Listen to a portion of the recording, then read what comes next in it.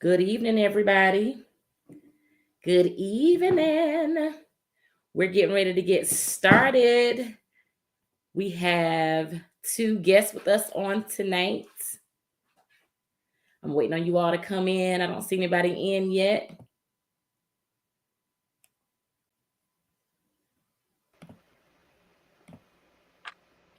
Good evening. Can y'all hear me all right, Sissy and Neff? Yes, ma'am. Yes. All right. Good evening, everybody. We're live. Hey. Hi. Happy Tuesday. Happy Tuesday. I have I'm so excited tonight, y'all. I have two very special people to meet on the live with me tonight. I have my sissy, my sister, Minister Tommeka Crank Merritt. Hi. And of course, I have my nephew again this week, Mr. O'Brien Lamar. How y'all doing? How y'all O'Brien Lamar. O'Brien Lamar. So I'm gonna give everybody a little time to get in.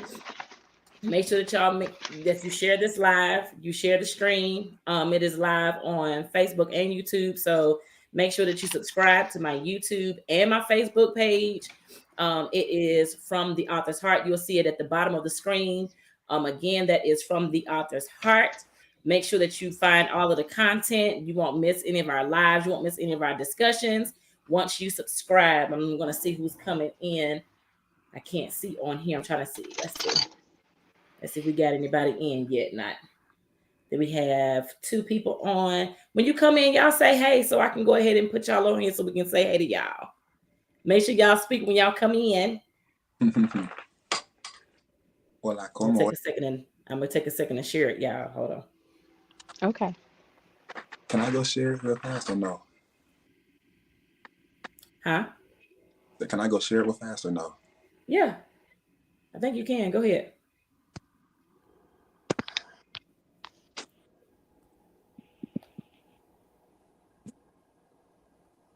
All right. I did my due diligence. I've shared it. I see two people on here, but I don't see anybody saying anything to us. Say hello, say good evening or something. Let me know that you're here so we can speak to you guys. Man. Maybe they just want to watch. Hey girl, hey, who's soul food? Hey, Courtney. Good evening. Hi, Courtney. Hey. How was your day? How y'all doing? Your day was good. Well, that's good. That's good. We're glad to have you on here with us tonight. Yes, finally somebody spoke. What's the matter? Courtney, you said help. What's going on? She said help. You good? What Help you is need? on the way. Oh, okay. Okay. My sister fast. She said help is on the way. Help is on the way. Yes, all is well. All is well. We're going to go ahead and dive in because we're not going to be on here too long tonight. But I am so excited again. I have my sister, my best friend, Tommeka, and my nephew, O'Brien, online tonight with us. And we're going to be talking about, again, life challenges, how we face and deal with those challenges with the help of the Lord. Also, we're going to hit it from a parental standpoint. We'll be able to share some things from my sister on how she has persevered and helped and been there for O'Brien during this time when he dealt with some serious challenges. And you all will see it because I did put another video together. So you all will see it in a minute. I love it. Here you go. So, video. We're about to go ahead and roll that out right quick. So we can go ahead and dive into our conversation again. I'm so glad that you all chose to be on here with us tonight. And I hope that you all enjoy. Make sure that you interact. Make sure you share, tag, like, love, so we can share this love across the nation because that's what we're trying to aim for everybody. Ain't that right? Amen. That's right. Amen. All right, y'all. So here we go. We're about to watch this video. I hope y'all like it.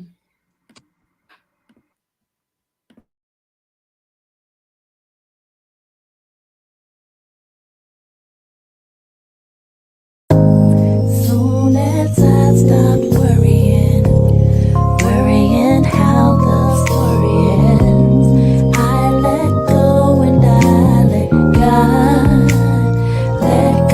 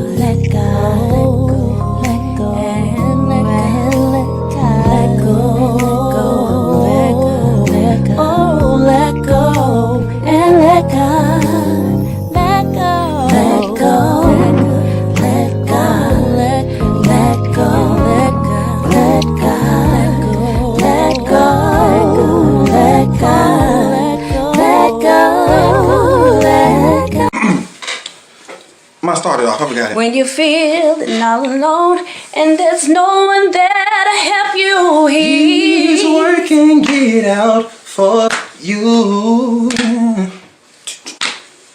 Got no money, bills are due. Don't know how you're gonna make it through. He's working it out for you. God said it. I believe it. I know that His word is true. He's working it out for you.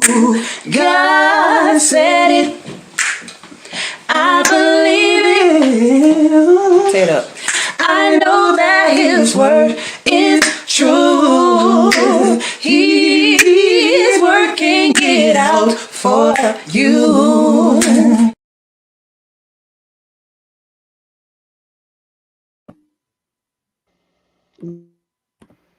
All right, everybody. I hope you all enjoyed the video. I It can't hear gives you. a widespread of different events. You see from the beginning, you see I can't hear you. O'Brien in his innocence. You see him in his childhood. You see him when he started to really enjoy life. And then you see how traumatic the situation turned in just a blink of an eye. So as you all see, God did what He I did. can't hear He you. brought him through all the way. Auntie Emma, I can't hear you. Sissy, can you? Hello? I can't hear you. Hold on. She can't hear you. Auntie. It's okay. A Can little. everybody else hear me? You can hear me, nephew? I can hear you. I can hear you. Hey, y'all. Okay. Courtney, you can hear me?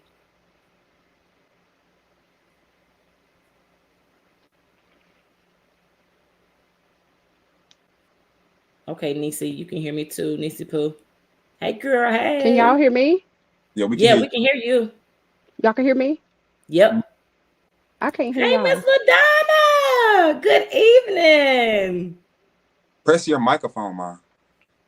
Hold on.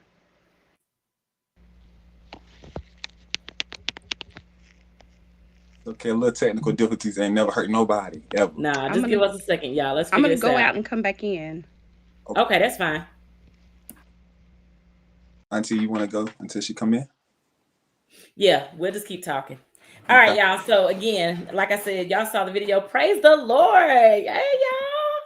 Hey, Miss Shepherd. Good evening. But yeah, so as y'all see a lot in that video. You see a lot happen, a lot transpired, but you also see that the end of the thing is better. You see how he pressed through, how he persevered through. He had the support, the love of his family, his mom. You see how tight knit they are. You heard them singing, by the way. The beginning was my sissy, and then by the end, you heard my sissy and my nephew. So you see how tight knit they are. You see that they're a real close knit family. I have watched them persevere through the hardest of times. But as you know, in this month of love, love conquers all, and love has the power to help us push beyond whatever we even think we can push beyond. Ain't that it, Neff? Yes, ma'am, it is. It's real. So we're grateful to God on tonight again for his life, for how God has really showed himself mighty and strong on behalf of my nephew, his family, and my sister, how he's given my sister such strength to continue to do what she does. Sissy! I'm back. And she's back. I was just telling them that was y'all singing so beautifully on the video.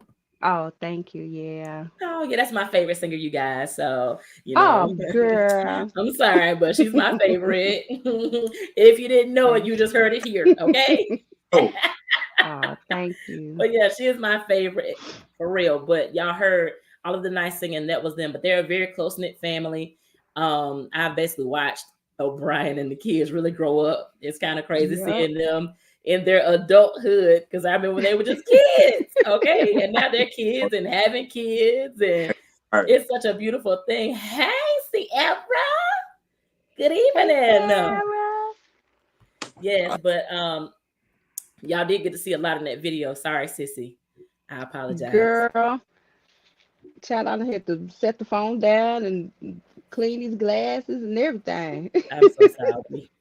It's like, oh God. But I just wanted to make sure that everybody got to see. Last week it was a little light. This week I wanted to turn it up just a little bit more so they can really see the depiction. You see the gunshot through the car. Y'all got to see his Right. glasses. You got to see evidence of what really took place, what really happened.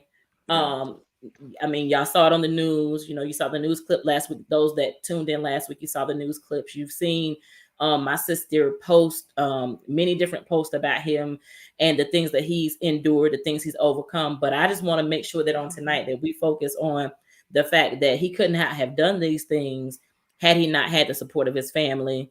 God first, his family second, and especially his mother, because she was one of his biggest cheerleaders. I mean, I saw her exemplify such great strength. I literally, I could not fathom being in that type of situation, having a son myself.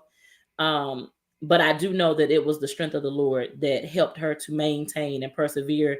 And that's a strength that only a mother has. Right. Now I'm not gonna lie, fathers have a certain level of strength and compassion, but there's a certain level of strength and compassion that the Lord gave us as women to Right. care for, nurture, help, encourage beyond past what we can even imagine that we can even do ourselves. Right. And I can promise you, I saw that in full effect in my sister. Yeah. And I'm just Yeah. saying on tonight, I'm so proud of you, sissy. I admire your Thank you. strength. I admire your zeal. I admire how you are such a talented young lady, but then you're so charismatic. You're so funny.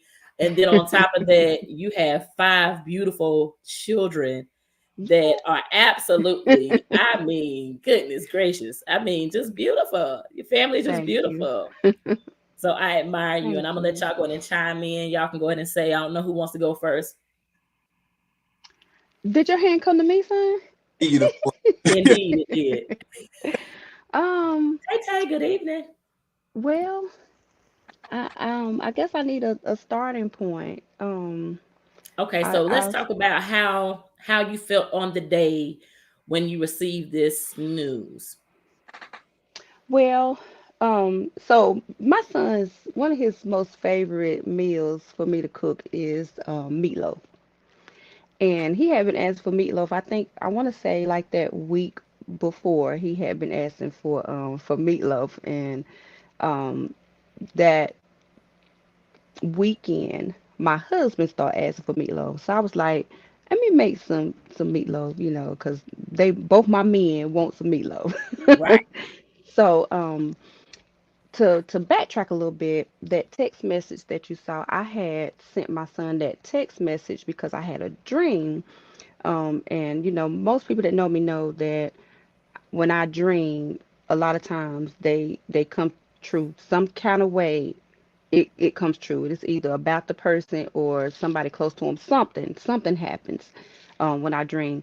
And I always ask people, do they want me to tell them what my dream is? Because some people don't want to know. I've had somebody tell me, if you ever dream about me, do not tell me. And so I always ask, do you want me to tell you what happened in my dream? So my son had went to, I don't remember exactly, where was it, honey? Winston-Salem. Okay, he had went to Winston-Salem to sing with a choir, I believe, with a friend of his. And I just remember taking a nap that day, and my husband was laying beside me, and we don't normally take naps during the day, but we were taking a nap, and I had a dream, and I was in the dream. My son had went to a party, and I was laying in the bed in the dream. It was so weird. I was laying in the bed. My son had went to a party. He was like, "Mom, I'm going to this party. I'll be back." And so I was like, "Okay." He was gone about 30 minutes in the dream, and he was with one person that he knew. The person that he knew is the person he went to the party with. And he was telling me, when he came back, his face was like real messed up, like somebody had jumped him. And that's what he told me. He was like, "Ma, some people just jumped me." And I was asking questions like, "Well, who?" And he was like, "I don't know. They just attacked me." And after he told me that they attacked him, some guy came in and the guy had a gun. And somewhere or another, I'm giving the short version of it, but somewhere or another, I got the gun from the guy. I asked him, can I see your gun? But before I asked him that, I asked him, I said, do you know who shot my son and why? And he was very angry. He was like, no, I don't know who shot your son. So that's when I asked, I said, can I see your gun? And when he gave it to me, um, I held the gun and then I pointed it at the wall. For some reason, I pulled the trigger, and when I pulled the trigger, the gun hit the wall and ricocheted and then hit me on my left foot. So after it hit my foot caught on fire. My left foot caught on fire. And I neglected to say that when my son walked in that day, his whole face was like, I mean, when I tell you, it was not only bruised, but it was just badly beaten, swollen, but just that one side. So anyway, my foot caught on fire, and then I woke up, like in real life, woke up, and my foot was burning. And so I stuck my hand up under the cover, and I was just hitting my foot because it really felt like my foot was on fire in the bed. And I just kept hitting. I threw the cover off, and then my husband was like, what's wrong with you? And I said, my foot on fire. So he was looking at me like, Like, all right. Yeah. So anyway, he laid back down, and I got the phone and I text my daughters, and I was like, is y'all brother home? And they were like, no, he's still gone. So that's when I sent him that text. And I was basically telling him what my dream was. And well, first I asked him, I said, are you going to a party tonight? You remember that, OB? Mhm. I said, are you going to a party tonight? And he was like, no, but I am going to a little get together after this. And that's when I told him about my dream or whatever. And the day I got the call, so this was probably about a week or so before that, I'm believing. The day I got the call, I was in there fixing his favorite meal. Now, my son had brought me a bottle of Moscato, I think, Yep. and I had had that bottle of Moscato for Minute. weeks. Mm-hmm. Yeah, it had just been sitting because, I might have a glass of wine sometimes. And, he bought me the bottle of Moscato. And I was like, it was Labor Day. I said, today I'm going to crack open that bottle of Moscato and I'm going to have me a glass of wine. And I just kept hearing, don't drink that wine. So I'm just like, nah, I'm gonna have me a little cup. And I ain't gonna hurt nobody. I don't get drunk when I drink. I just have a little drink and I'm gonna be all right. So I'm making this meatloaf. I got all the way to the part where it's time to put the loaf in the pan, and I poured me that glass of wine. I poured it. I took one sip. Now here's the thing. The way me and my son communicate is mostly through text or he'll FaceTime me. He hardly ever just call me on the phone. My phone was in my room and I was in the kitchen. And you know how my house set up, where my room is. And my music was playing like really loud. But my phone was in here laying on my bed because it was charging. So I just had this inclination that I needed to go check my phone. I walked in the room, and when I walked in the room, my phone was ringing and it said only. And I'm looking at it and I'm like, now that's odd because he never just calls my phone. Mhm. So imagine I did not hear it ringing. I just had the feeling that I need to go in and look. So I Mhm. pick up the phone and I hear somebody say, Ma. And I said, what? Because I didn't know that voice, but I know that was my son's phone. And I was like, what? When my kids call me, the first thing I do is listen to the background. So while this person is talking, I hear a lot of commotion in the background. And so I was like, who is this? And he said, Mom, because my kids' friends call me Mom. Mhm. He was like, Mom, OB has been shot. So I took the phone away from my hand, away from my ear, and I put it in my hand and I just looked at it again because I was like, whoever this is, did they mean to call me? And I said, what you say? And he said, OB has been shot. So I said, who is this? And then he told me who he was. And I said, what you mean he's been shot? And he said, by this time I'm running through the house telling everybody, like somebody saying OB's been shot. And all I know is I'm listening to the background and I know it ain't no lie because now I'm hearing all this talking. I'm hearing trucks, because I know what I hear. Mhm. And then the reality started hitting me like, this man just said my son's been shot. So at this time, I'm just taking off running through the house. I'm just, telling everybody, and I'm gone. I'm jumping in the car.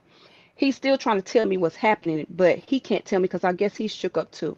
So I'm asking him where they are. He's trying to tell me where they are. It's not clear. All I know is I'm jumping in my car and I'm driving.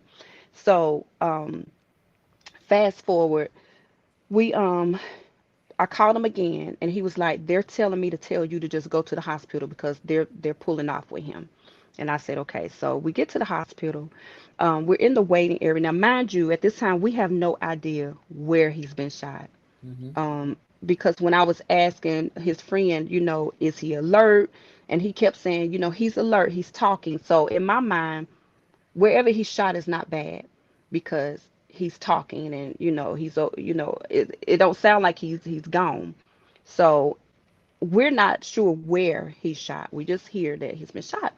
So we're in the waiting area, and the family is pouring in. His daddy and his daddy's side of the family, of course, us. And we're in there for a little while. And I want to say it took about maybe 15, 20 minutes. And then the doctor came in. And when he came in, he was like, basically, I know you know that your son has been shot. He said, the one bullet went, no, he said the bullet that went through his back, he said it was sticking out. They were able to get that one out. And then he said, but the bullet that went through his head, now when he said that, mind you, we ain't had no idea he was shot in his head. When he said that, everybody lost it, but me. So I'm sitting in there like, okay, this man just told me my son was shot in his head. I was a little bit there, and I was a lot of bit not there because I'm like, uh, what? You just told me my son got shot. Now I'm looking at everybody else crying, walking out of the room, and I'm looking at all this, and I'm like, okay, I can't do that. I have to hold myself up because while they're doing that, I'm watching them watch me. So I was like, okay, so what are we doing? He said we're about to airlift him. We're going to Charlotte. So I was like, okay, um, tell me what we need to do. And he was like, just meet us there. So by this time, I'm telling everybody just get up, come on, let's go. They're about to put him in the helicopter. Um, we're all leaving out, but let me tell you the ironic part about the guy who had did it. It was another family coming down the hallway as we were leaving out of the waiting area, and they were crying, and some of them were looking like really, really angry. And I started praying for them because I was like, whatever is going on with whoever it is in their family, I just asked the Lord to keep them, and I was just praying peace over them as I'm hearing the news that something happened to my son. Well, I found out later that was the family of the boy who shot my son because he was in the hospital too from wrecking when he went on a high speed chase. So I'm praying for this boy, Mm. not realizing I prayed for somebody who just hurt my son. Anyway, we go out to see him get on the helicopter, and as you see in the video, as he's coming around, I just start talking to him, and I'm letting him know we here. I know he don't hear me, but he's a part of me. So Mm. if I'm speaking, whatever I'm speaking because he came out of me, I'm believing that it's reaching him Ooh. heart to heart, however it's reaching him some kind of way. So I just kept talking to him, and it. I was okay until they put him in there and I see it leaving, and I just had my little moment. Um, but God kept saying, "Do not faint. Don't faint. I need you conscious. I need you in your right mind because you got work to do." So every time I tried to get weak and pass out, like I see them doing the movies, I just wanted to just fall out. That's what I wanted to do. But God wouldn't let me do it. He just kept saying, "Do not faint." So we get to the hospital, and by this time, you know, God was working because it was COVID, and they had told us that when we get to Charlotte, they told us that we couldn't come inside. And I Mm-hmm. was like, "Look, my son's been shot. We just found out he was shot in the head. I need to get in here and see my son. They're still telling us you can't come in. Y'all gonna have to go home, call this number, they'll give you updates. I'm not going home, calling no number, get no updates. And my only son was shot in the head. I can't do that. The guy goes in, come back out twice before the last time he came out and said, y'all can come with me. He put all of everybody that was there, he said, and I know it was God, maybe 15, 20 of us. Yes. It wasn't supposed to be one. Right. And they gave us a whole upstairs waiting area. Nobody in there but us. That's number one, God. Right. He tells me, he said, listen, nobody's supposed to be up here. Whoever's here now, just the only ones that can come. Now, mind you, my mom wasn't there yet. So I'm like, okay, well, whatever y'all say. They tell me every time the phone ring in that waiting area, we don't want nobody but you to go to that phone because you're going to be getting updates on whether he's okay or whether it didn't turn out good. And we're going to need you to be the one to answer that phone. So before the first time the phone rang, I see my mom coming in. So they've allowed my mom to come in. So I'm like, okay, God, you still working. All right. In our favor. So I know you got to be doing something concerning this. There's no way we got the exception to the rule concerning things like this during COVID. So the first time the phone rang, I go, to the phone and everybody's coming around and everybody looking at me because they're going by what my reaction is. So I'm listening to the doctor. He's giving me the updates. I don't remember everything, but I remember one thing that he said to me that made me be like, okay, this is real. He said, they're still working. It's touch and go. And I'm like, okay. And he was like, okay, we just want to let you know. Okay. Okay. Hang the phone up, go back over there. And I know you remember this, Tia. I sat down when that doctor told me it was touch and go.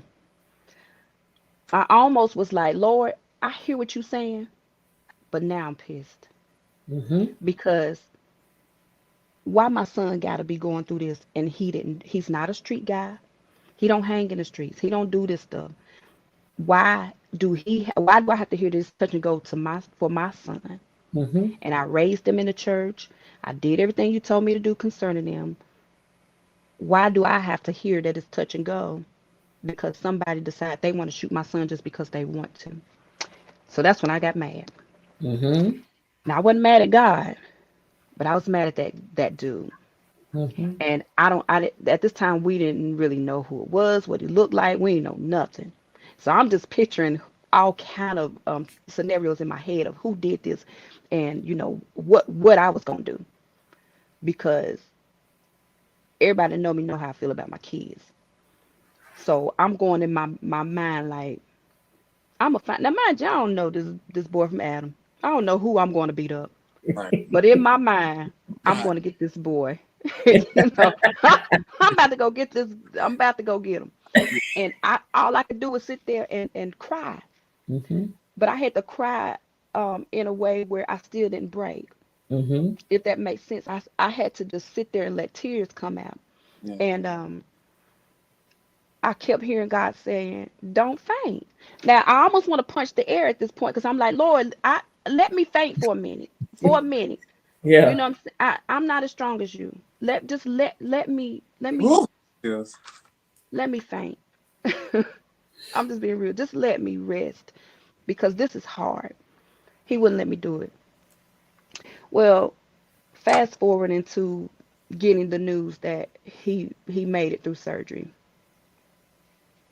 Good. That's what we needed to hear. We go home.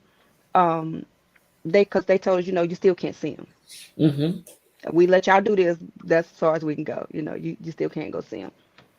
The next day, they give me a number and tell me to call the next day. I called him, and the nurse is telling me that he was doing good. Actually, she was like, he was, mind you, he was on life support, but they said that he was trying to talk with his, like, different little things he was doing to try to communicate. And the family is here at this time. We got to talk to her, and then she let us speak and let him hear us. And I believe us speaking to him, even when he couldn't speak back to us, letting him hear our voices, I believe that helped him to realize like there is so much more to live for. Like just keep fighting. Um, I had a few moments. I want to say it was maybe two moments where I went into the bathroom. I tried to steal away because everybody was kind of watching me to see what I Mhm. was doing, and I guess because I was holding myself, I was kind of holding it together a little too much, and everywhere I went, somebody was following me or looking for me. But it was one moment where the Lord allowed me to just steal away, and I remember going to the bathroom, and I asked the Lord, I was like, "Can I please just release?" And He allowed me to release. So I sat in my bathroom and I just sobbed. I mean, it was a sob that it felt so good to get that out. And I thought I was going to be able to do that for a while with just me and the Lord, but He sent my cousin Andia. She came into the bathroom, and two of my daughters, I believe, came in the Mhm. bathroom, and one of my grandbabies. And they didn't say a thing.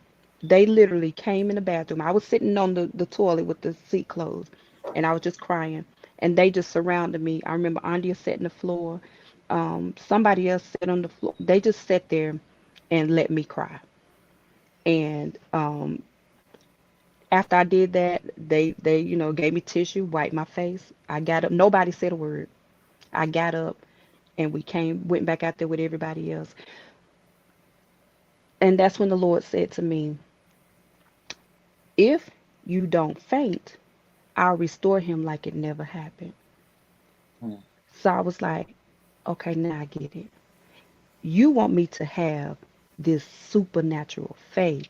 You Mhm. want me to trust you above what I see and what I've heard. You let me go through all of that before you tell me the reason why you don't want me to faint. You let me to see where my faith was, Mhm. because I could have easily thought in my head, Lord. he's dead. He's not gonna make it through this. Who gets shot in their head and live Right. the way he got shot? Who gets shot like that and make it? I could have easily thought that my son was dead, or that he wasn't going to pull out of it because the odds were stacked against him. If the world had its say, if the enemy had his say, the odds were stacked against him. There was no way. I had just sung in three funerals of young men who had been shot. Two of them had been shot in the head. One of them was shot point blank in the head. One of them was shot in the range about where my son was shot, and they died. And I had just sung in the funeral of one of them a week before my son was shot. So that's another thing that could have had me feeling like Mhm. my son, he's gone too, you know. But it was that faith. Nobody can make me believe. I don't care what people are studying. I don't care. I don't care what nobody say. If it wasn't for who God is and the power that He has, my son wouldn't be here.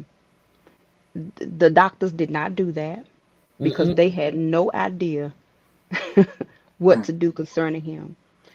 It wasn't the doctors. Because that doctor, even when he came in there, he said, "I have never seen anybody shot like he shot, talking in his right mind." Now, this is before he even went to surgery. Mhm. In his right mind, strong, and been shot in the head. He said, "I've never seen this before. Never seen it." And he said, "And I've been doing surgeries over 20 years, and I've never seen anybody this strong be shot in the head and survive, My but Lord. in their right mind." So I know it was nobody but God, and I was obedient. Every time I had to release, I just asked the Lord to fill me back up. And that's where that strength came from. It was all God's strength. If He hadn't have filled me back up, once I released and I didn't allow the Lord to fill me back up, what I would have been filled up with is anger and wanting to get back at somebody and resentment. So every time I had to release, I asked the Lord to fill me back up.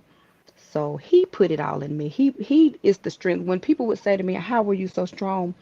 It was all God's strength. It had nothing to do with me. But I remember I asked the Lord for all five of my children individually, one by one. I asked him for a girl each time a girl came. When I wanted my son, I asked him for my son. But I remember telling him when I had my miscarriage, the first child I had was pregnant with, I miscarried. And I remember telling the Lord because I was told I couldn't have any children. I was told that I could get pregnant, but I would never carry because my womb my uterus could not, it wasn't strong enough, and I would not carry children. So I remember laying in the bed after I had that miscarriage, and I prayed and I said, Lord, you know how much I love children. If you bless me with my five children, I said, I'll give them back to you. I'll give them completely back to you. And I promise you, I'll raise them the way you want me to raise them. If you give them to me, I'll give them back to you. I just want them. And that's what I did. So I believe that because I kept my promise to him, he kept his promise to me.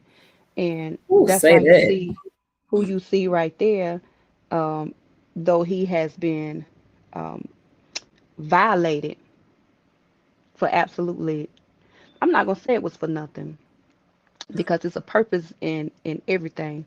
Because I have seen him evolve into this this man that, not saying I didn't see this in him, but he didn't allow the man that he is now to be the one that the world gets to see.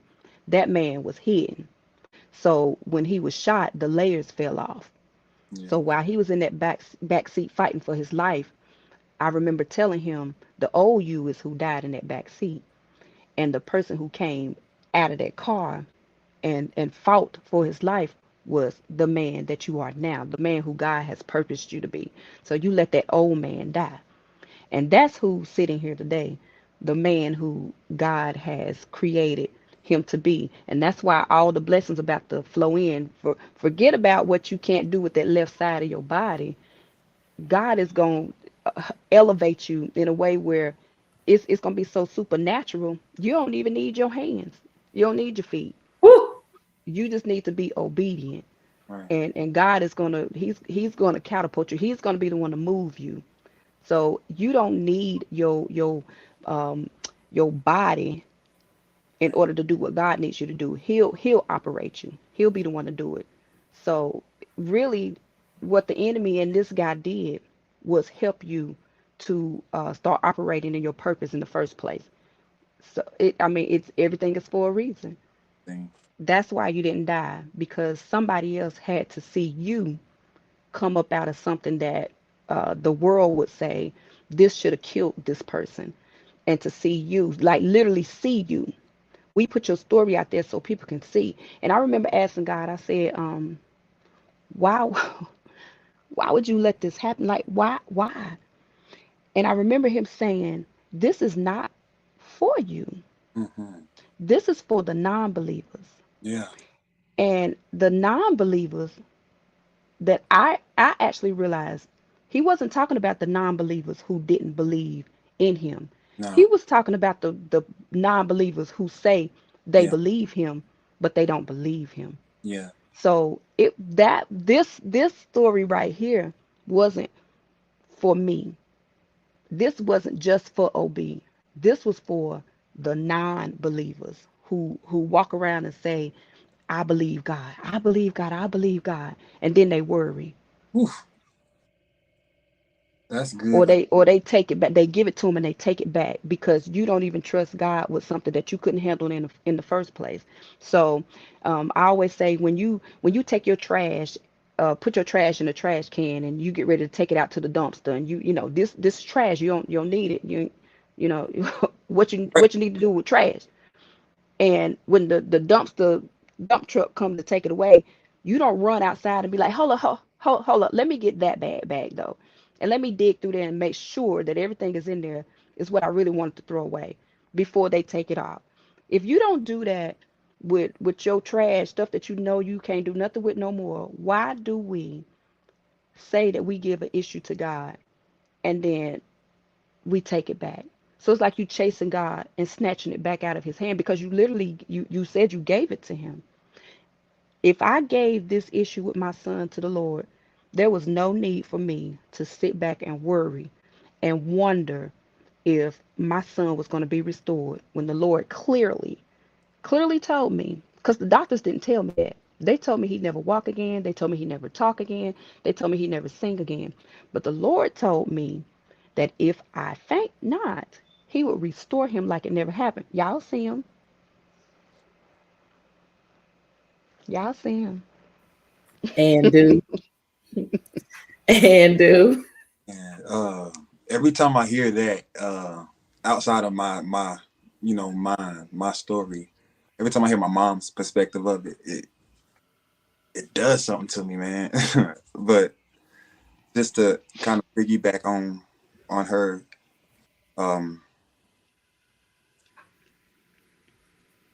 I just say thank you, kind of, sort of, because a lot of stuff you don't really notice.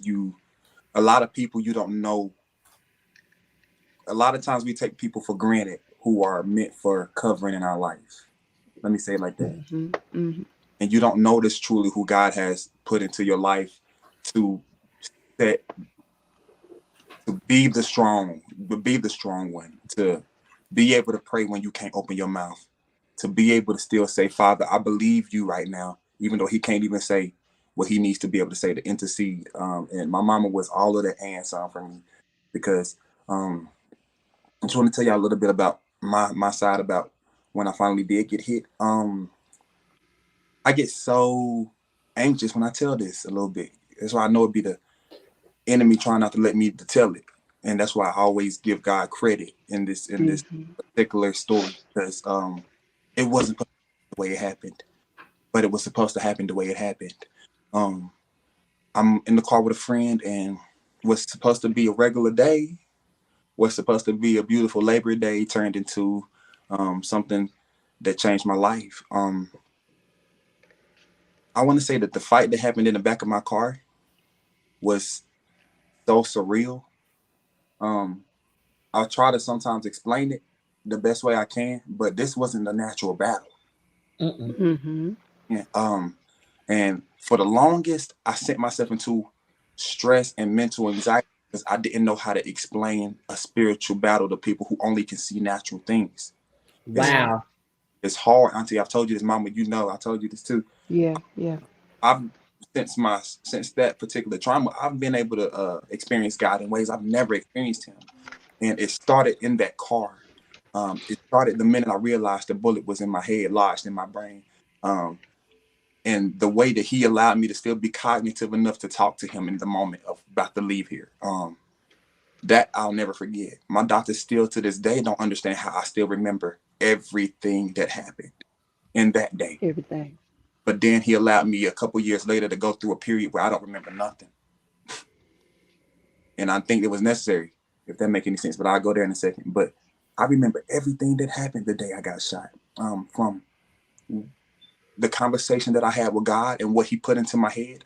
Anybody that knows my family, the Crank family, knows that I'm named after my uncle Cornelius, Boogie Crank.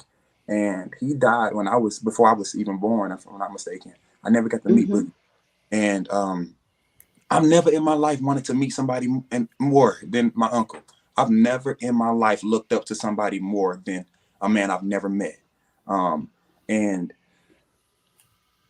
all I remember was in the moment, remembering with the bullet in my head, remembering, God, please don't allow my nieces to bury me prematurely.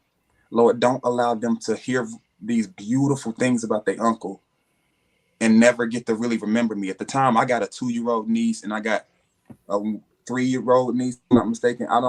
They love me, but they not gonna remember me. You know what I'm saying? Like, and it's crazy because in the moment I'm thinking about this stuff. I'm literally thinking, like, God, this is, and I'm remembering this is what I'm holding on to. Like you said, I'm holding on to reasons to fight right now. Right. Remember, and Father, I'm too young and I haven't done much. I don't want to leave like this. I always say to people, they ask me all the time, what's your worst fear? Leaving this world without utilizing everything that's inside of me. That I need to leave here empty. And I was so full and it made no sense. It's like I knew it wasn't my time, and that scared me. Not anything about just dying, but it scared me that I didn't get to live yet. Mm. So just to kind of piggyback on my mom's, a lot of times you won't have the strength you think you need, and it ain't about like faking the funk. Sometimes you won't understand calling on Jesus in the moment of death until it's really in there, in your face. And you know how we grow up and say, well, me and my sisters and my siblings, we used to grow up and say stuff like, if something ever happened to me, I'm gonna just say, Jesus forgive me, Jesus forgive me, and that'd be it. Like if something ever happened real fast, I'm just gonna, Father forgive me, and then boom, I'll go to heaven. Yeah. We used to say that too. Yeah. Oh, we think that, but then when it happens, when something happens, though, it's like the way you critique yourself, you grow yourself to call on God in that kind of moment, if that makes sense. It's like, Yeah. without even knowing, you subconsciously feed yourself like, when it comes to it, Father, I know I'm gonna call on you. Even though we were teaching ourselves to call on Jesus, and Mm. we didn't notice it. Though I was We a didn't kid, know. didn't know. Even though we knew, like it was so much, we just knew it was so much power in that name, that if something really is going bad like that in my life, all I know to do is say, Father, forgive me. Or just, Right. and in that moment, truly all I can remember is when my friend told me, OB, hey, OB, oh my gosh, you're shot. And in the moment, I'm not feeling anything other than I'm kind of like cognitively foggy. And I'm still behind my car. So you got to remember, I'm still trying to park my car or stop my car Yeah. from going, from just trying to stop my car, basically. When we finally get the car pulled over to the side of the road, by the grace of God, my car somehow stopped in front of a fire station, Mm-hmm. right in front of a fire station. And when it did, I'm still in the like fogginess of, this is real. Like this ain't fake. This is real. Like I'm shot right now in my back. I didn't know I was shot in my head at the time. I just knew I wasn't there. My Mm-hmm. equilibrium had left. I was everywhere. Like I couldn't sit. I couldn't like balance myself. I just remember like my head was like a balloon, and I remember seeing blood, and I'm thinking that it's my friend's blood. So I'm worried about him at the moment. I'm thinking it's him. I don't know how I even was being able to do all of this with a bullet in my head, but I realized that it was my blood, my blood, when I started feeling it come down my face into my mouth and things like that. And in that moment was like, oh wow, like this is my coming to Jesus moment right here. And while he was on the phone with the paramedics, I was with Jesus, literally. While he was on the phones with the paramedics and telling them what was going on, and they're telling him not to move me, I'm literally having a moment with God. And I remember saying, Father, please don't let me die. Father, please don't let me. I pleaded like it was the last thing, because I'm at this point, I'm losing I'm losing everything. I'm losing my words. I'm losing my mobility. I'm literally losing everything. I'm slurring a little bit. So I'm trying to get it while I can. I'm trying to say Mm. it can. It's because it's time. It's literally up to essence right now. I gotta say it. So I'm, Father, please forgive me. Father, please don't let me die. Please don't let me die. Please don't let me die. And then I remember saying, because I'm very claustrophobic. I don't like to be in tight spots. Um, Right.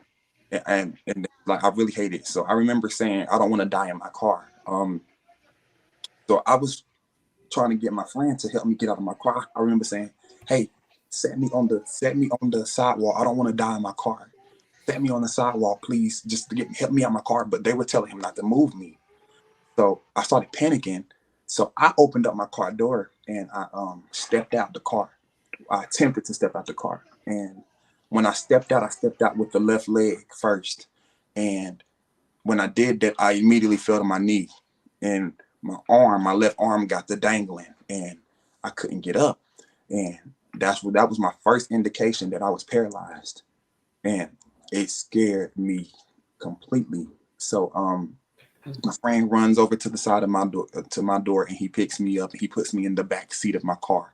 And that is where my fight happened. Truly, I feel like that's where I had to muster up everything in me to stay here. People ask me a lot of times, what does death feel like? I get that question a lot more than y'all would think.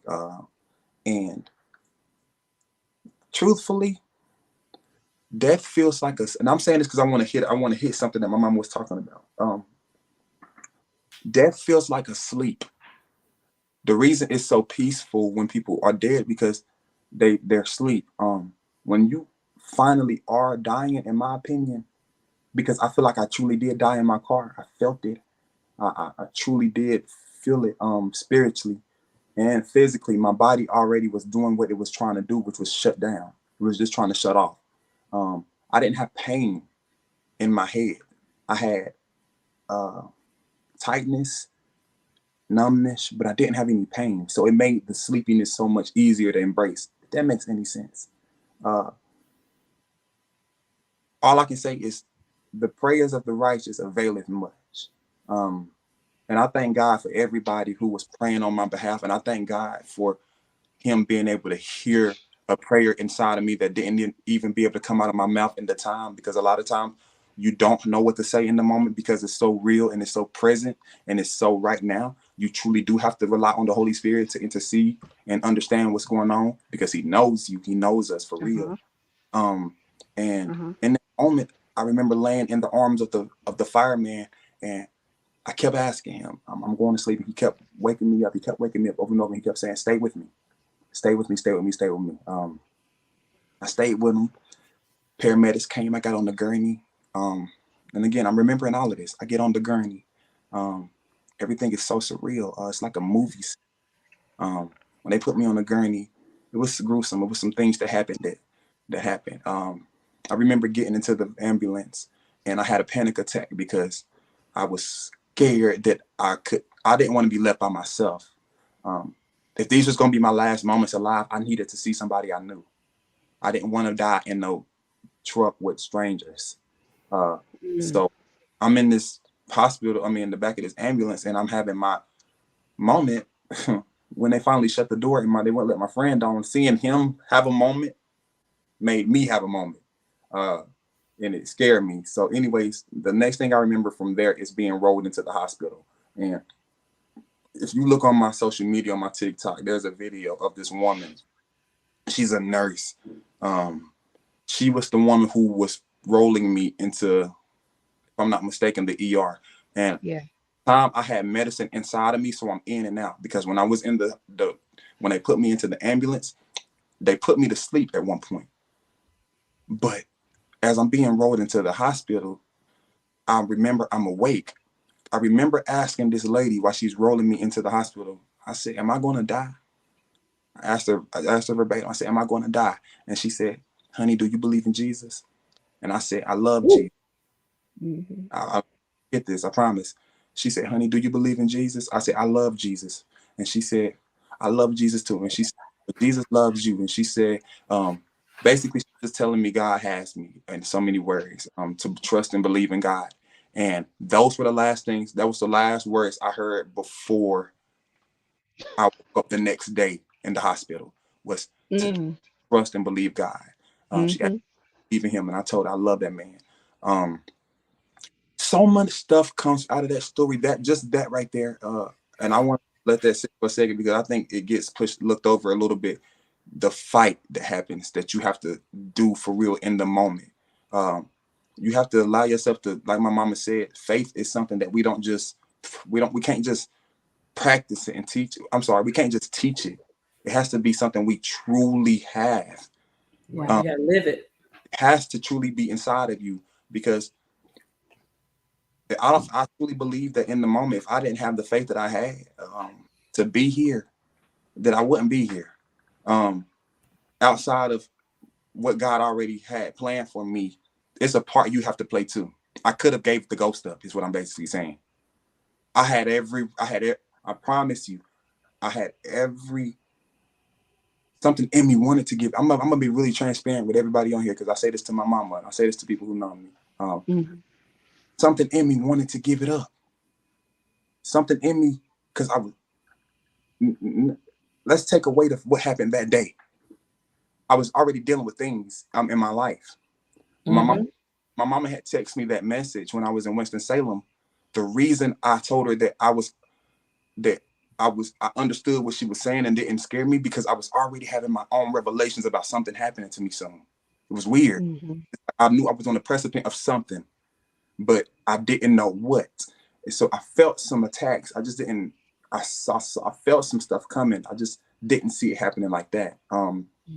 So believing, I guess, in the moment, and believing, you know what I'm saying, that this is not it, and that there's more, and that God doesn't make any mistakes, and that everything happens for a reason, kind of kept me in the place of, Father, if it's going to happen, it's going to happen. But I truly believe that you have me here and you need me to do something else.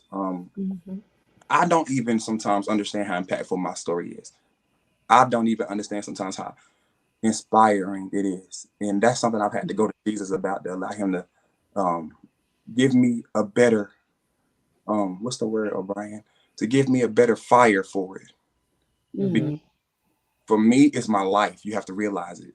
Right. This is my everyday. This is my life. It's like for Job in the moment, Job really trying to hear too much of, you know, what to do and what not to do, and how to move, and how he's inspiring and how he's uplifting in the moment. If that makes sense. Moment, I have to deal with it. In the moment, I don't see how I'm even inspiring anybody, but this is the enemy, though.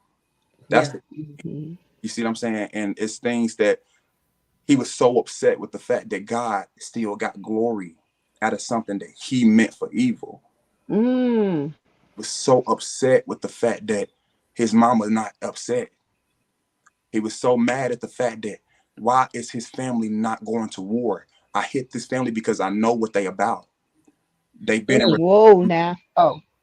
they've been meant for a while, and I know if anything gonna get them back out of that, this will. So it was a lot of stuff that the enemy was upset about, and that God still, even in the storm, got glory from. That makes me now look at it and say, God, well, that's all that's been a plan, bigger than me. Like you said, Mom, bigger than me the entire time. And you the whole time. an instrument to be able to hear your let your glory be heard and seen. And y'all, there's so much. God is just good, and sometimes it's hard to put into words. I'll say that. But I thank God for the people who've been around me, who can see the journey from, like Auntie, from before, during, and now. And I'm just thankful. And I know I'm getting lost for words sometimes right here, but it's just because it's still I'll be fighting back the emotion with it. Because it's very touchy sometimes to me, and I try to kind of push it away. I'm still trying to let God help me accept all of it, Right. Everything that came with it, the stuff that I don't talk about, that I know I need to talk about. So I thank God for my mother, and I thank God for my aunties, and I thank God for my sisters, and I thank God for everybody for so many people who watches these lives, and for people who we encounter who really be blessed by my life and by my story, because it helps me keep going. It helps me stop looking in the mirror, seeing what I only see. I say this to people all the time, and I pray I'll be able to teach it the way I feel it. That I wish I could see me the way people see me. I say that so much. I don't mean it just to say it. I don't see me the way people see me, and sometimes it's a detriment to myself and those who I'm called for. And I feel like even to when you do the same thing, you don't see, and I said the same thing too. We don't see ourselves the way people see us. And it's a blessing and a curse, because it keeps us humble. I know that for a fact. It keeps us humble, and it keeps us in a place where I don't feel like we'll be bigoted. And God can still get the glory out of us. But at the same time, it keeps us in a stuck place too. Bernardo Porter just told me recently that I have to be the product. And for some people, that'll go over your head, but be the product. You have to be able to walk in so much assurance and esteem with yourself that when people say, man, you blessed, and I don't say, God is good. No, I say I am blessed. Mm-hmm. God is amazing. When somebody say, man, you're beautiful, man, I don't ricochet that off because I don't know how to receive it, but I say because my esteem needs it and I have to build the self-esteem. I am beautiful. Oh, but you are though. Oh, you definitely I are. mean, I tell you that all the time. My nephew fine. I don't know what y'all talking about. Right. Now, Period.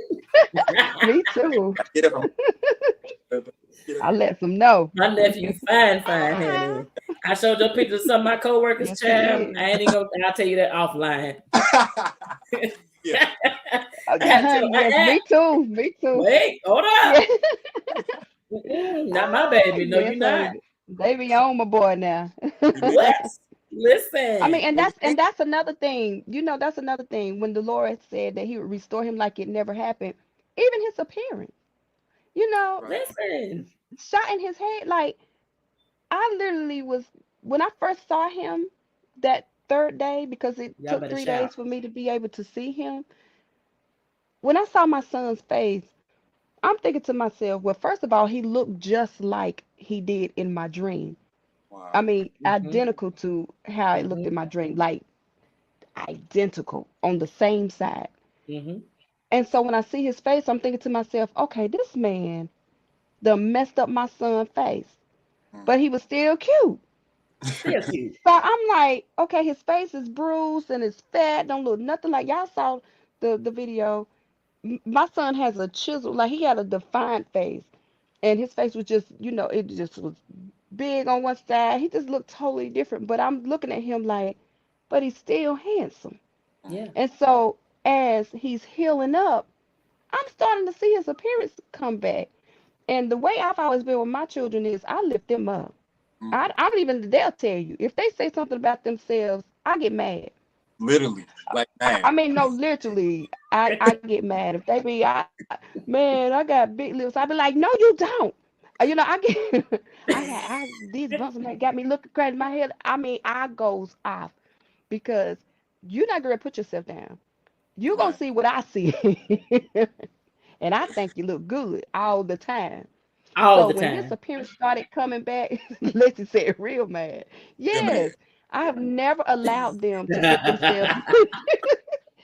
I've never allowed them to put themselves down. And so, when he would say certain things about himself when he was going through his transition of trying to find himself again, he would say little things like, "Ma, I don't look good, do I?" Or "Ma," he would just say certain things, and I'd be like, "You look real good. Nope, you look good. Nope." You know what I'm saying? I just always encourage him, and even, we didn't say this, but when we were in the hospital, the first day I got to see him, and before I was leaving, I played his music. He was getting sleepy because they had just gave him some medicine, and I was about to leave. And they told me he'd never sing again, and his voice was very, very soft, like very soft. When I was in the hospital, he could, hardly talk. And mind you, because he had just come off life support, Right. so I mean, shot and just come off life support. He did not have a lot of voice, and they were saying, I know he used to sing or whatever, but he may not have that anyway. Before I left, I played one of his songs, Flaws and All, and I just told him, I said, sing. And he started singing, but he cried the whole time he sung. And I said, it's okay, you can cry. I said, but sing anyhow. And he just sung every word to his song. I let the whole song play, and I let him sing the whole song before I left out of there. And he just cried, and that's on video too. He just cried while he was singing. But that was my way of saying to him, honey, they didn't stop nothing. They didn't stop Yeah. nothing. You do everything you was doing before this happened because you're gonna still do everything that you were doing and more after this. Yeah. And I still encourage them now. I don't allow them to wallow in defeat. When they go through Right. things now, I let them have their moments. And a lot of people may think I'm hard and I don't care about a lot of things, or I'm just, y'all know me. Y'all know that Yeah. if I'm saying something to you, I'm not gonna sugarcoat it, because if I pussyfoot around with you, no, The world. if I really love you and you know me, you know I'm gonna tell you the truth. I'm Yeah. not gonna play with it with you because I don't have time for that with you because the enemy is trying to kill you starting here first. Right. And he physically tried to do it to you because you were going through a depression before that even happened, before you started back doing your music. You remember when I came up there and you were depressed? I knew it. The Lord had told me, and I came up there and showed you how to do Viva. What was it, son? Voicey. Voicey. I had Mm-hmm. showed he was going through depression. The Lord just told me, and I walked upstairs and I showed him Voicey, and I said, "Look, son, this is a way you can make some music." And he wasn't thinking about doing music anymore. He was just in this place. And when I showed him that Voicey, that's when he got up and started doing his music again and wrote his album in one week, son? One, just one A week. whole Wrote a whole album in 1 week And that because that the album is Lord just everything. I'm gonna gave tell you me that right ain't now. it, ain't it?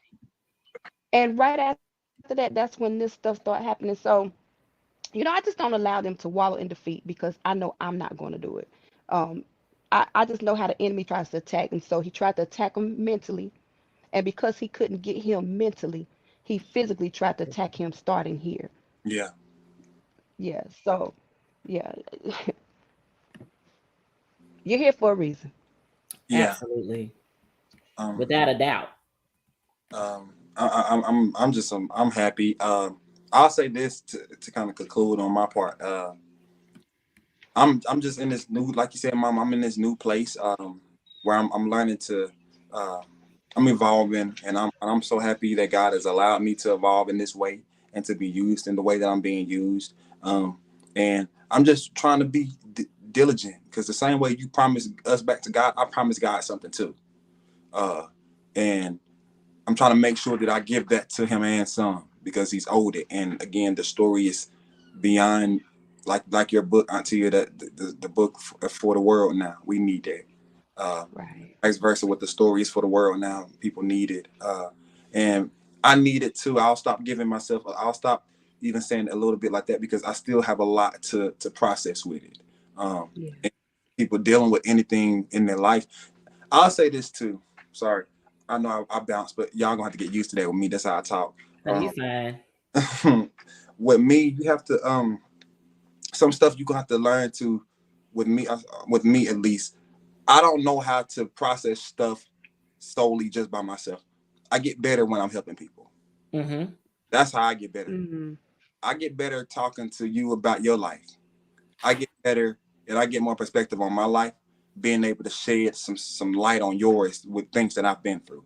And I've realized more that me being quiet through that season left me alone more than I was. Um, I was surrounded by so much love in my beginning recovery stage, but I couldn't receive none of it. Like Mm. really, honestly, true, I don't think I could receive it well. Because I didn't believe it.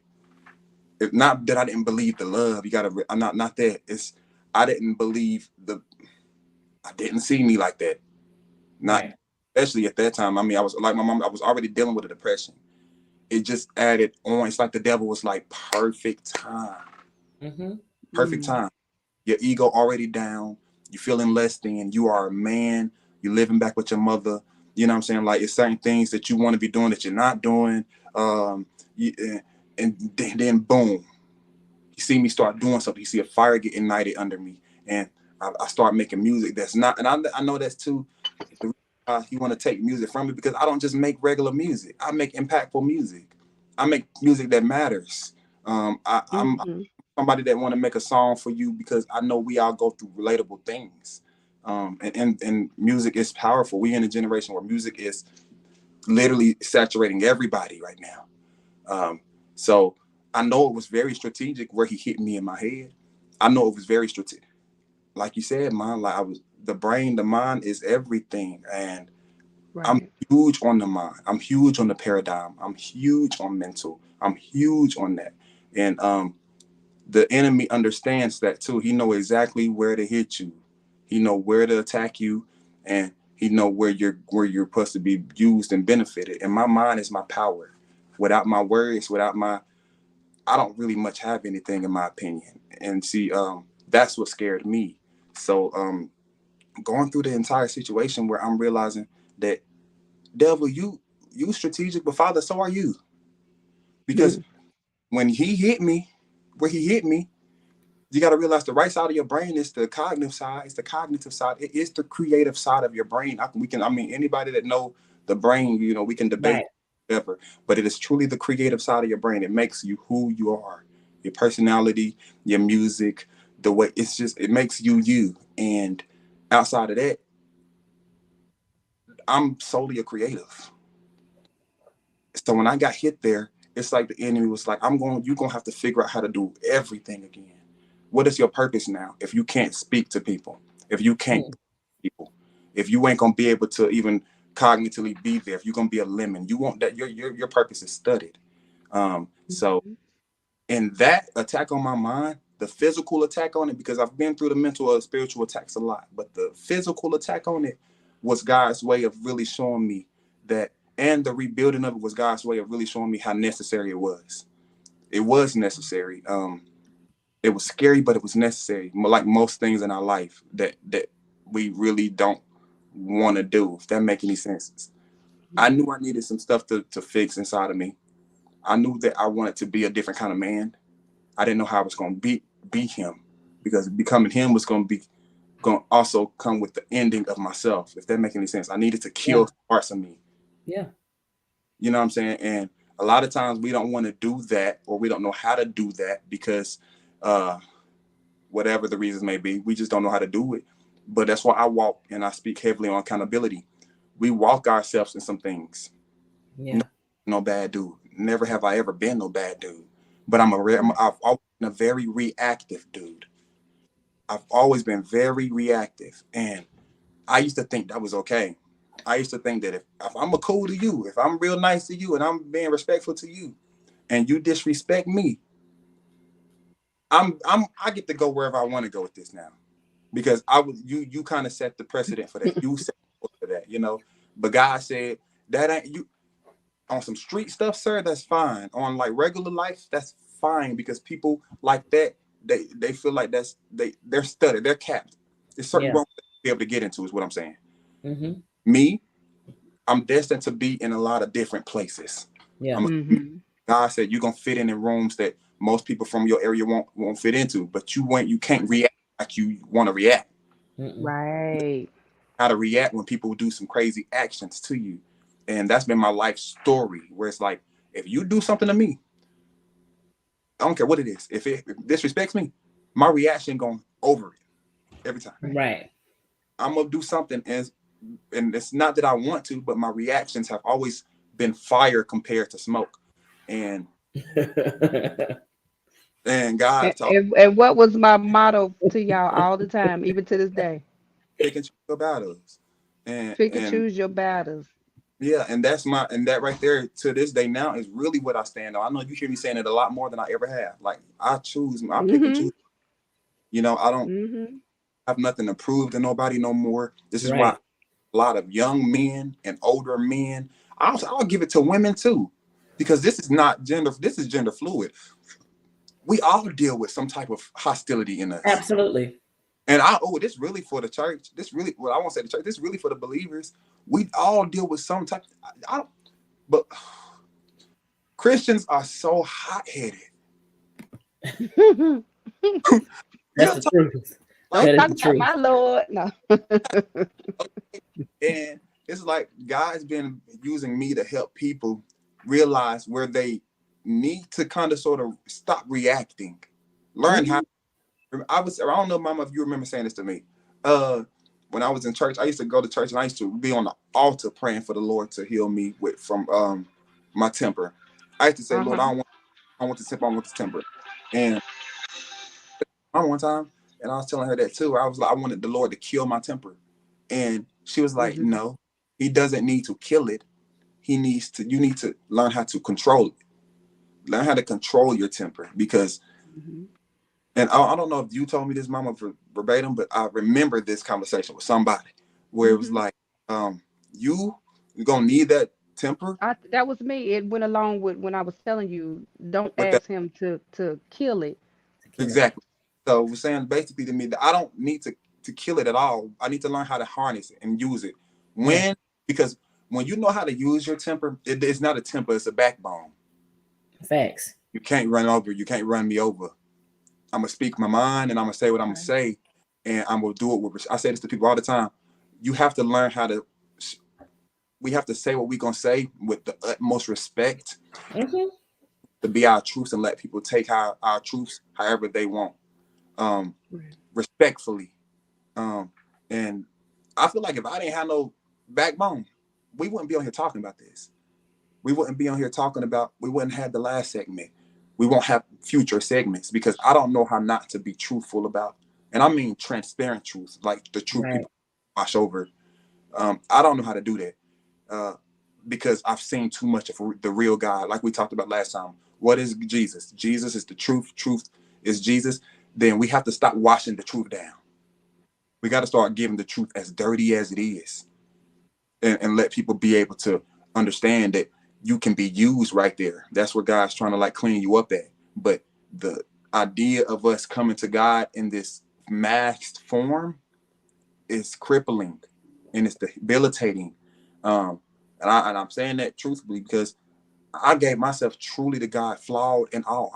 It's crazy. I wrote every one of them songs as a freestyle. That's how I know the whole story is a blessing. Because if you listen to my EP and then you watch my story, it's crazy how my EP, every song has a message that goes perfectly with what I went through. Period. All the way down to the secular music. Period. But everything, everything. Period. Every song. But flaws and all, and but that just speaks to your gifting in the prophetic. Right. Yep. So I mean, it's supposed to connect. It's supposed to make sense. Because like you said, the Lord had already been dealing with you, had been showing you revelations, and He had already been dealing with your mom as well. So it's only rightfully so that you would have something that you would produce prior to that happening, because you're heavy in the prophetic. That's one of the gifts that's been on your life since you were born. So I mean, and you already know this. So I mean, yeah, of course it's gonna go matching hand in hand. I just had to say that. Until you let us know when you're ready. But he said to me, basically, we about to wrap it up in a second. Flaws and all, and I want people to hear this before we wrap it up. Flaws and all. No, you good, baby. Go ahead. Please, love yourself, flaws and all, because I didn't really understand what I was writing before I wrote that song. I thought I did. I'm gonna say that because what I wrote it for, and wrote it about, had nothing to do with what I didn't understand the power of that song. And God said, in my opinion, I'm gonna tell you what He kind of gave me. I need you to go through that for real. I'm gonna need you to go through something so you can truly believe that flawed and all, you worth it. That truly flawed, not just your insides flaws that you feel people don't see. I need you to truly understand that it's some people out here who physically are flawed. Like it's people. If I'm gonna really relate with the world, hear me. God said, I'm gonna need you to hear it on all perspectives. You only coming from a mental and a spiritual and an emotional place with your flaws. I hear who deal with their flaw physically. They crippled. They have deformities. And me going through that, truly being somebody who actually was physically flawed and having to hear my song saying, I'm kind of imperfect, sucking my ways around, but so please be careful with me. I'm flawed, but I'm worth it. For a while, I couldn't even listen to my music. I was crying when my mama made me sing that song because I just didn't. But I'm like, wow, I'm hearing these lyrics, and I'm like, God, okay. So flaws and all, I'm still worth it. He definitely set it up in just a way that your music would be the very thing that would minister to you. That was it. When all of this went down, it was going to be the words that you needed to hear when wasn't nobody else around. It was going to be the message that you needed to be able to feast on in those moments when you felt down or when you felt alone, because you already said that music is your coping mechanism. So what other way would you cope? What other way would you heal? What other way would you get through those moments other than music? And a lot of times we like to gravitate to other people's music. We'll turn on a song that make us feel good or something that's going to encourage us. But the blessing is that God allowed you to be the mouthpiece of your own healing. He allowed you to be the sound that you needed to hear to bring you through, your own words. Yeah. And, the words and how that He could gave you not to you. listen to your own words How do you expect somebody In else your to voice. receive it? And it's your voice, your own words that you put out there. Right. Yeah, All the way. but that just speaks to how how um how omnipotent and how all-knowing God God is. is. Like, and it just, every time I start talking about these things, I get literally blown away, because our minds, and I say it all the time, we cannot even fathom it fully. Like, even right now, we're still talking surface of what God thinks toward us, like Yeah. how he prepares things for us before we even get to it. Like, right now, it's still surface. It's still just scratching the surface. We're not even in the thick of it, Right. because our minds and our emotions, and we're too human to even be able to fathom it completely. Yeah. But again, this has been, I'm gonna tell you like this, Neff, and I haven't told you, but I'm gonna tell you like this. I'm gonna tell you straight up. You encourage so many, but you encourage me on so many levels. Even when you talked about the fight with death and how it felt, because that brings relief to people that's grieving. Come on now. The first thing that you think about when you think Mm-hmm. of losing somebody you love is, what were they doing in that transition? Like, how did they feel during that transition? What was it that they Wow. engulfed in those moments, in those final moments? Could they hear? Could they, whatever? Because the doctors, they don't really tell you anything. No, And because really, they don't know, because they haven't died. right. You can't talk There it is. about death until you've died. Yeah. Come So for on. you to be right there at death's door, you got to understand your ministry has gone to a whole other level, to where Right. it can't. It's not only just to comfort the people that are living Mm. and give encouragement to those that are living, but it's also to give us people that have lost people, that we need that peace, that sentiment, Oh, that understand. that whole moment of where we can put the pieces together and we can be at peace within ourselves. Because if I'm Right. transparent, those are things I thought about. My mom laid for 3-4 days without talking to us anymore. The last time we talked, it was scripture. Wow. We were reading the Psalms together. That was our very last conversation. Yeah. But when she was resting, I was wondering, Mm. well, what's going on with her? Like, is she feeling Yeah. anything? Is she whatever? She looked like she was asleep, but I didn't know what was going on with her internally. So for you to say that tonight, that literally put a stop on that in my head of what I could have imagined it could have been. Listen, it's doing what it's supposed to do.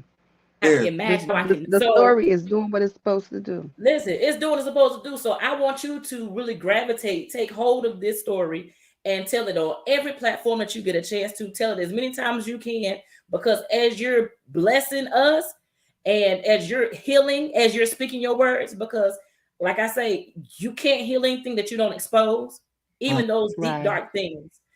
Anything that needs to be healed, it has to be uncovered. Any wound that has to be healed, it has to be uncovered. Whether it's stitched up, whether they put the little sticky stuff in the middle, either way, they have to uncover it for air to hit it at some point in time for it to completely heal. So what I'm saying to you, Yeah. Neff, is that you're gonna have to uncover all of these pieces. You're gonna have to stop holding back. You have to uncover all of these things so that you can be completely whole in mind, body, spirit, because you have such an That's right. amazing anointing to do what you're going to do, and the things that God has given you and he's graced you to do, you can't do it and still hold back in this season. You're gonna have to let it all go so that everything can heal on the inside, so your outside and your inside match. Yes, ma'am. Right. Because we're Right. looking at Right. the outside, we're looking at the glory, we already looking at what God is doing and how he's maturing you and how he's bringing you out physically. Right. But sometimes we're warped internally. We still have some bruises internally. And in order for Right. those things to completely heal up and seal up, and then the cracks, ain't no more room for the enemy to come in and tell you this or play with you on this or undo that. In order for that to completely come together, you have to go ahead and uncover that. You're going to have to go ahead and let that breathe. And it's going to free you up in such a way when you do it that you're going to be able to speak to the nations. You're going to be able to speak to the world. The reason why he hasn't allowed you to do it just yet is because he needs all of that to be healed and sealed. Because once you get on the mainstream, once you get on the main stage, that's when the attacks are going to come. But if you're sealed, Right. then where can he squeeze in at? Right now, there's still gaps. They need to come together. Yeah. Right. You got to go ahead and seal it up. Yeah. So it'll be a done deal. It'll be a wrap completely. I We receive. say it'll be a wrap in slang, but then it'll be a wrap for real. I receive. Because then limitless. Yes, and ma'am. then you can not be a target so easily, because that's all the enemy does. He tries to come in those void areas. Right. That's why I'm telling your mom, I stay busy. I don't like a lot of idle time, because I know that the idle time is time that he will work. And I don't want him working on my mind. I don't want him working in my thoughts, in my actions, in my attitude, none of that. So I fill myself up and I cover the gaps. So that's what I'm going to tell you tonight, Neff, to make sure that you close in these gaps. Start speaking those things, even the things that you may feel uncomfortable speaking. In those moments when you feel emotional, let that flow, because it's good. It's healing. Yeah. Tears are nothing but liquid healing taking place. It literally cleanses us from the inside out. It's just an outward sign of what's going on internally in us. And it's not a bad thing. And honey, as fine as you are, you might as well go ahead and cry, because somebody gonna just say, come here, baby, and just put you right here. No, but for real though. Just walk down the street crying. Come on, baby. It's all right. It's all right, sugar. But no, for real. It's just an outward sign of something that's happened inwardly. And I know we haven't, taught people that much, but it's really necessary. And your mom, she says it so well. Honey, release it, because I be texting her and telling her, Sissy, I'm so emotional today. She's like, okay, and then we'll cry. I mean, do what you need to do, and then you'll be all right, I'm in the crowd. Yeah, go ahead. But I'm serious, Neff, because I just see so many things that God wants to do. I'm telling you, we haven't even scratched the surface of what God is going to do. Just the fact that he spared your life the way he did, in such a way, and then to look at you and hear you talk. And I mean, we don't even see no residue. You may see it, you may feel it, but we don't even see it. Right. Like, all we see is all this fineness. All we see is this handsome black man. We see this beautiful smile. We see this charismatic, very stylish young man, someone who is so wise beyond his years. We don't see what you see, and you're right, we don't. But I tell you what, whatever you see, you can magnify that like 1,000, because that's what we see when we see you. Amen. Okay, and you're giving everybody life. You're giving us that extra wind that we need in ourselves to keep on going. Yeah. And I'm encouraged. Thank you so period. much. But I just had to say that because the Lord put it on my heart real quick. I had to let you know that, because I love you. And I'm going to be right there rooting you on every step of the way, just like we have been so far. Facts. I love y'all. Well, we got to close it down, guys. We've been on here for a little while. I don't want to belabor the time, but this has really been good. This has been so wonderful. I'm so glad that everybody, thank y'all for tuning in tonight. I pray that someone was blessed by something that you heard, something that, we shared. I definitely want you all to make sure that y'all do follow us on all social media platforms. Like I told y'all last week, make sure y'all follow O'Brien. Make sure y'all follow my sister. I'm an advocate for everybody. I feel like it's a room at the top for all of us. And if I'm going to the top, I want my family with me when I go. So make sure y'all following them on all platforms. You got some amazing singing voices here. You got some amazing songwriters. You got some amazing ministers. You got some amazing prophet and prophetesses. So just make sure that y'all, you tune in, you lock in, and you take hold of this ride, because in 2023, it's only up from here, and we ain't stopping, period. Things that y'all can look forward to in the next couple of weeks. As I'm approaching my birthday, the Lord laid it on my heart, and my nephew confirmed it for me too, that I'm going to start doing some segments solely about my book, The Misconception of Grief in the Life of a Believer. I'm definitely going to dig down in that book. If y'all have any questions or anything that y'all have, concerning the book, if you've read it and you want to know anything else, I'm definitely going to tell some things that's in the book, maybe some things that's not in the book, and just share with you guys kind of my journey through life, so y'all can kind of get a backdrop, so you'll really see what's in the author's heart and where my heart comes from for the people, for God, and for family. So definitely be on the lookout for that. Thank you so much, Sissy, for coming on tonight. Thank you. Thank you so much, Neff. It's been an amazing night again. I love y'all so much. Love you so. And I cannot wait to see what God is going to do in all of our lives.